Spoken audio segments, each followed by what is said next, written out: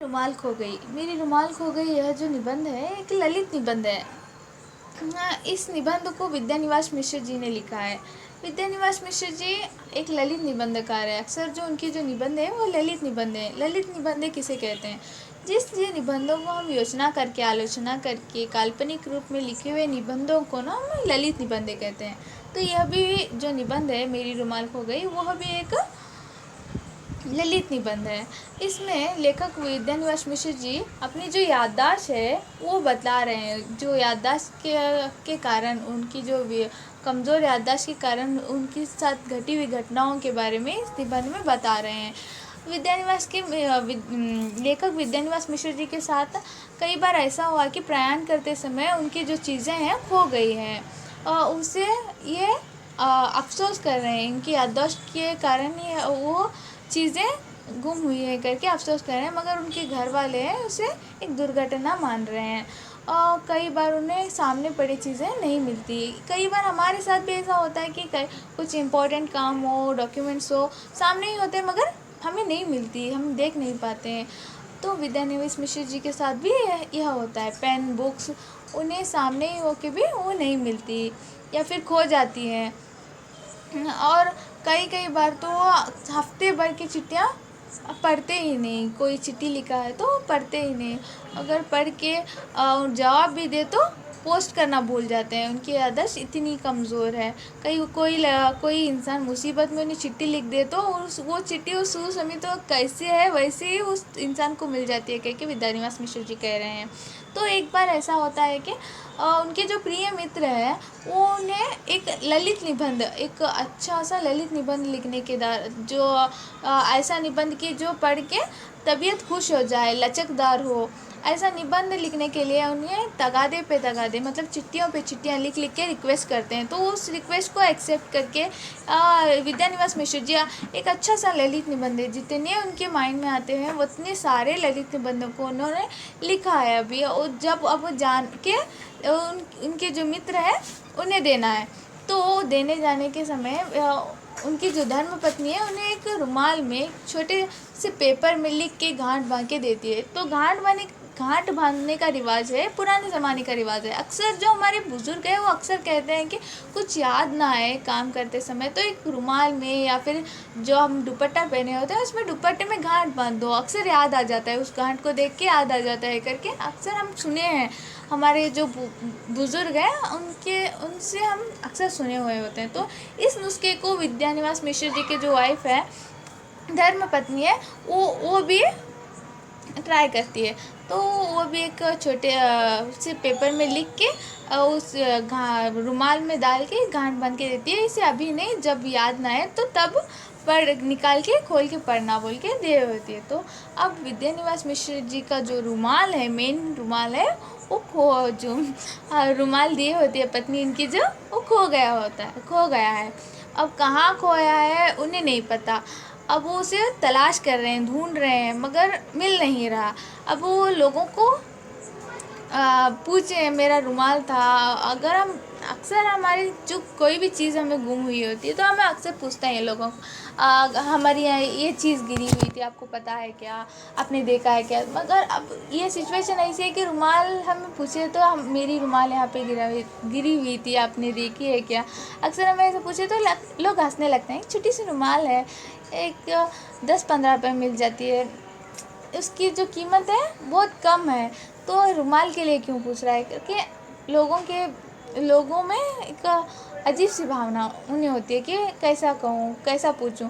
अगर कोई, मैं इतना परेशान होके जो ढूंढ रहा हूँ देख के कोई मेरी मदद करना, दया भाव से तरस खा के मदद भी करना चाहे तो उन्हें बताने के लिए उस रुमाल का जो हुलिया है वो उन्हें याद नहीं है, वो रुमाल कैसा दिखता था उन्हें वो भी याद नहीं। मगर लेखक कह रहे हैं कि कोई लाके उन्हें उनके हाथ में रख दे, वो आँख बंद करके भी उस रुमाल को पहचान लेंगे, ये मेरा रुमाल है या नहीं, वो सच वो बताएंगे करके विद्यानिवास मिश्र जी कह रहे हैं। और उस लेखक कह रहे हैं कि अगर कोई सभी अपने अपने जो रुमालें हैं वो निकाल के लेखक को दिखाएं, वो सच कहेंगे कि उनकी जो रुमाल है वो ढूंढ के सच सच कहेंगे। अगर आप ही बताइए कि कौन बताना चाहेगा, निकाल के दिखाना चाहेगा कि ये रुमाल तुम्हारी है। अजीब सा लगता है ना। लेखक कह रहे हैं कि सभी अपनी जो रुमाल है निकाल के दिखाओ, मैं सच सच कहूँगा कि ये रुमाल मेरी है या नहीं। तो लेखक को पता नहीं है और ढूंढ रहे हैं, उनको उनकी रुमाल का हुलिया पता नहीं है और उनकी जो रुमाल है वो गुम गई है, कहाँ जाना है पता नहीं है। वो अपने शहर छोड़ के आए हैं।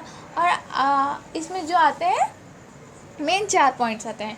पहला तो ऑटो वाला, जिस ऑटो में सफ़र कर रहे होते हैं, जो प्रयाण कर रहे होते हैं, तो उस ऑटो वाले वहाँ योजना करते हैं कि कहीं ऑटो में तो नहीं गिरा रुमाल। तो पूरा ऑटो तलाश करते हैं, फिर भी उन्हें रुमाल नहीं मिलता, क्योंकि उस ऑटो में लेखक के सिवा कोई प्रयाण नहीं कर रहा होता है। लेखक अकेले उस ऑटो में प्रयाण कर रहे होते हैं। तो सेकेंड पॉइंट आता है एक लाश। रास्ते में जाते समय उनकी जो मुलाकात है, मतलब आमना सामना एक लावारिस लाश के साथ होता है। तो उस लाश के पीछे रोने धोने वाला कोई नहीं होता, वो एक लावारिस लाश होती है। और उस लाश से एक दुर्गंध बदबू आ रही होती है। तो उस बदबू से बचने के लिए वो रुमाल पकड़े, अपनी जो नाक पे रुमाल लगाए होते हैं।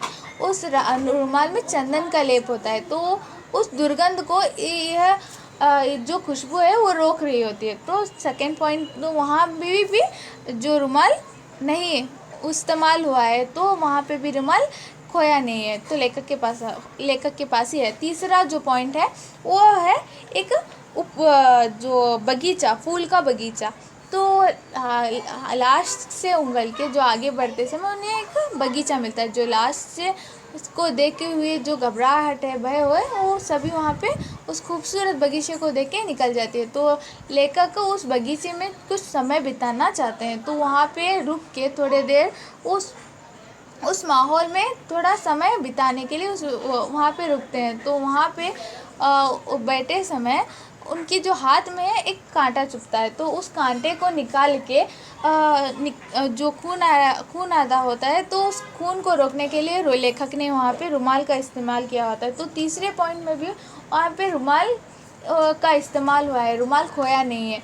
और चौथा पॉइंट आता है कि एक जो आश्रम तपोवन, तो वहाँ पे जाके लेखक रुके हैं। वहाँ पे उन्हें जो मेन ऑटो वाले को पहले ही पैसे दे चुके होते हैं कि कहाँ जाना है, बता चुके होते हैं। तो ऑटो वाला जाके, ऑटो ड्राइवर वहाँ पे तपोवन पे ऑटो स्टॉप करता है। तो तपोवन के आगे कहाँ जाना है लेखक को पता नहीं है। चिट्ठी जो रुमाल में लपट की चिट्ठी गांठ बांध के दी थी, वो रुमाल खो चुके हैं।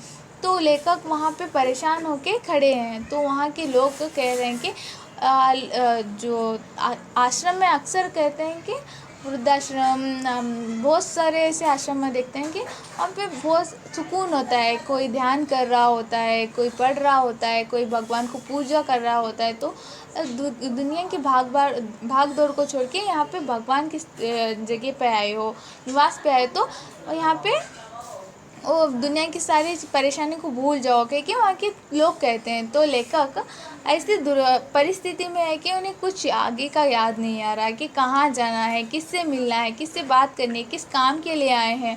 और वो इस परिस्थिति में है कि उन्हें आगे क्या करना है ये भी नहीं पता है। तो इस निबंध में लेखक अपनी जो याददाश्त के कारण हुए दुर्घटना के बारे में बता रहे हैं। यह मैं पहले ही बताई हुई थी कि यह एक ललित निबंध है, योजना करके लिखी हुई निबंध है।